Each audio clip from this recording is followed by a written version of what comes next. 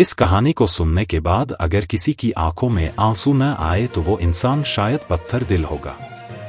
दोस्तों, एक प्राथमिक स्कूल में अंजलि नाम की एक टीचर थी। वो कक्षा 5 की क्लास टीचर थी। उसकी एक आदत थी कि वह कक्षा में आते ही हमेशा लव यू ऑल बोलती थी, मगर वो जानती थी कि वह सच नहीं बोल रही है। वह कक्षा के सभी बच्चों से एक जैसा प्यार नहीं करती थी। कक्षा में एक ऐसा बच्चा था जो उनको फटी आंख भी नहीं भाता था। उसका नाम था राजू। राजू मैले कुचले स्थिति में स्कूल आया जाया करता था। उसके बाल खराब होते जूतों के बंद खुले शर्ट के कॉलर पर मेल के निशान। पढ़ाई के दौरान भी उसका ध्यान कहीं और ही होता था। मैडम के डांटने पर वह चौंक कर उन्हें देखता, मगर उसकी खाली खाली नजरों से साफ पता लगता रहता कि राजू शारीरिक रूप से कक्षा में उपस्थित होने के बावजूद भी मानसिक रूप से गायब है। धीरे धीरे मैडम को राजू से नफरत सी होने लगी। क्लास में घुसते ही राजू मैडम की आलोचना का निशाना बनने लगता। सब बुराई के उदाहरण राजू के नाम पर किए जाते बच्चे उस पर खिलखिलाकर हंसते और मैडम उसको अपमानित करके शांति प्राप्त करती थी। राजू ने हालांकि किसी भी बात का कभी कोई जवाब नहीं दिया था। वो बहुत शांत रहता था। मैडम को वह एक बेजान पत्थर की तरह लगता जिसके अंदर आत्मा नाम की कोई चीज नहीं थी। प्रत्येक डांट और सजा के बावजूद वह बस अपनी भावनाओं से खाली नजरों से उन्हें देखा करता और सिर झुका लेता। मैडम को अब इससे गंभीर नफरत हो चुकी थी। पहला सेमेस्टर समाप्त हुआ और प्रोग्रेस रिपोर्ट बनाने का चरण आया तो मैडम ने राजू की प्रगति रिपोर्ट में ये सब बुरी बातें लिख डाली। प्रगति रिपोर्ट माता पिता को दिखाने से पहले हेडमास्टर के पास जाया करती थी। उन्होंने जब राजू की प्रोग्रेस रिपोर्ट देखी तो मैडम को बुला लिया। मैडम, प्रगति रिपोर्ट में कुछ तो राजू की प्रगति भी लिखनी चाहिए। आपने तो जो कुछ लिखा है, इससे राजू के पिता बिल्कुल निराश हो जाएंगे। मैडम ने कहा, मैं माफी मांगती हूं, लेकिन राजू एक बिल्कुल ही अशिष्ट और निकम्मा बच्चा है।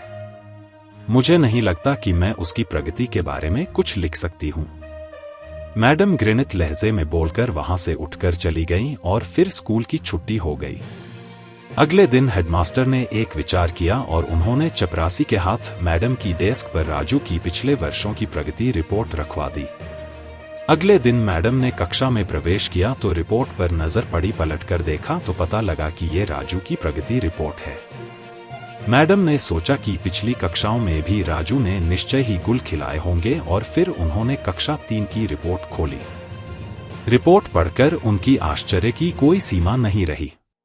जब उन्होंने देखा कि रिपोर्ट उसकी तारीफों से भरी पड़ी है, उसमें लिखा था, राजू जैसा बुद्धिमान बच्चा मैंने आज तक नहीं देखा। बेहद संवेदनशील बच्चा है और अपने मित्रों और शिक्षक से बेहद लगाव रखता है। अंतिम सेमेस्टर में भी राजू ने प्रथम स्थान प्राप्त किया है। इसके बाद मैडम ने कक्षा 4 की रिपोर्ट खोली। इसमें लिखा था, राजू अपनी मां की बीमारी से बहुत तनाव में। उसका ध्यान पढ़ाई से हट रहा है।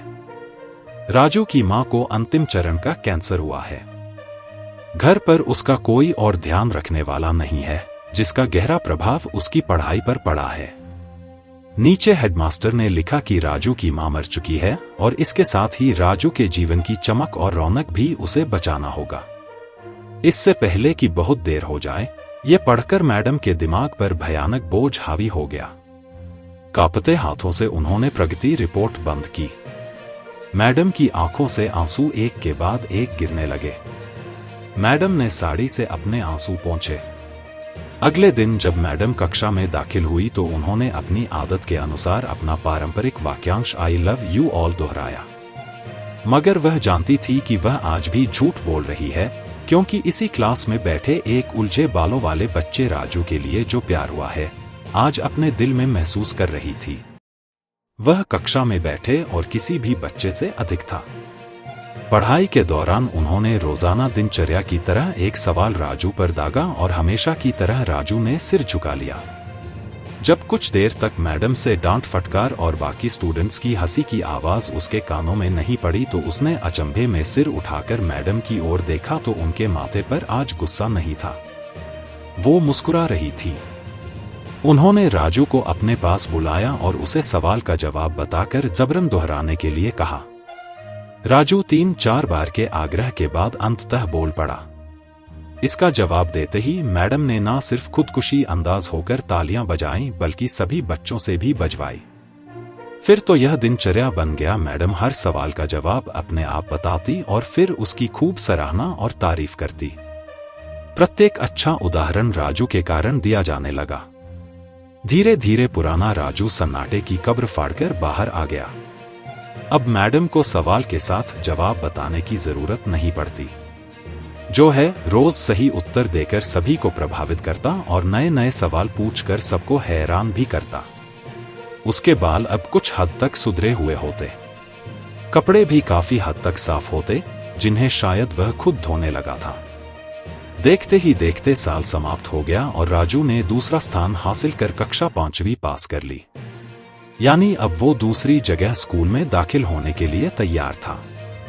जब 5वीं के विदाई समारोह में सभी बच्चे मैडम के लिए सुंदर उपहार लेकर आए और मैडम की टेबल पर ढेर लग गया। इन खूबसूरती से पैक हुए उपहारों में एक पुराने अखबार में बदतर सलीके से पैक हुआ एक उपहार भी पड़ा था। बच्चे उसे देखकर हंस रहे थे। किसी को जानने में देर नहीं लगी कि ये उपहार राजू लाया होगा। मैडम ने उपहार के इस छोटे से पहाड़ में से लपककर राजू वाले उपहार को निकाला। खोलकर देखा तो उसके अंदर एक महिलाओं द्वारा इस्तेमाल करने वाली इत्र की आदि इस्तेमाल की हुई सीसी और हाथ में पहनने वाला एक बड़ा सा कंगन था, जिसके ज्यादातर मोती जड़ चुके थे। मैडम ने चुपचाप इस चित्र को खुद पर छिड़का और हाथ में कंगन पहन लिया। यह दृश्य देखकर सब बच्चे हैरान रह गए। खुद राजू भी आखिर राजू से रहा नहीं गया और मैडम के पास आकर खड़ा हो गया। कुछ देर बाद उसने अटक अटक कर मैडम को बोला, आज आप में से मेरी माँ जैसी खुशबू आ रही है। इतना सुनकर मैडम की आंखों में आंसू आ गए और मैडम ने राजू को अपने गले से लगा लिया। राजू अब दूसरी स्कूल में जाने वाला था। राजू ने दूसरी जगह स्कूल में दाखिला ले लिया था।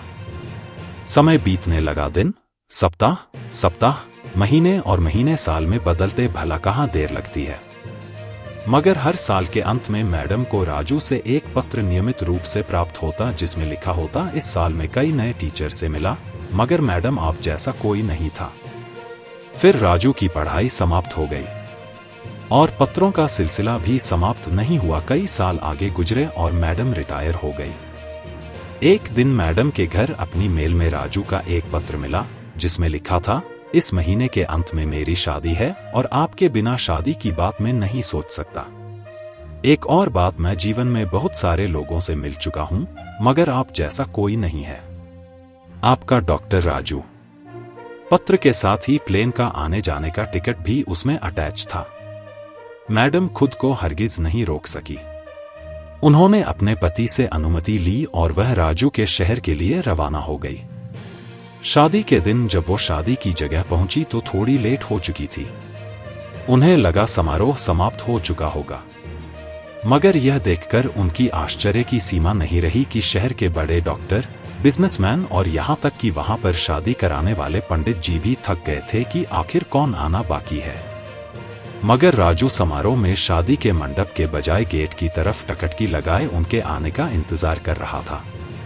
फिर सबने देखा कि जैसे ही एक बूढ़ी औरत ने गेट से प्रवेश किया, राजू उनकी ओर लपका और उनका वह हाथ पकड़ा जिसमें उन्होंने अब तक वह कंगन पहना हुआ था, और उन्हें सीधा स्टेज पर ले गया। राजू ने माइक हाथ में पकड़कर कुछ यूं बोला, दोस्तों, आप सभी हमेशा मेरी माँ के बारे में पूछा करते थे और मैं आपसे वादा किया करता था कि जल्दी आप सबको उनसे मिलाऊंगा। ध्यान से देखो, यह मेरी प्यारी सी माँ, सबसे अच्छी है मेरी माँ, यह है मेरी माँ। दोस्तों, इस सुंदर से कहानी को सिर्फ शिक्षक और शिष्य के रिश्ते के कारण ही मत सुनिएगा। अपने आसपास देखे राजू जैसे कई फूल मुरझा रहे हैं, जिन्हें आपका जरा सा ध्यान, प्यार और स्नेह नया जीवन दे सकता है। ऐसी और वीडियोज देखने के लिए लाइक और फॉलो जरूर करें।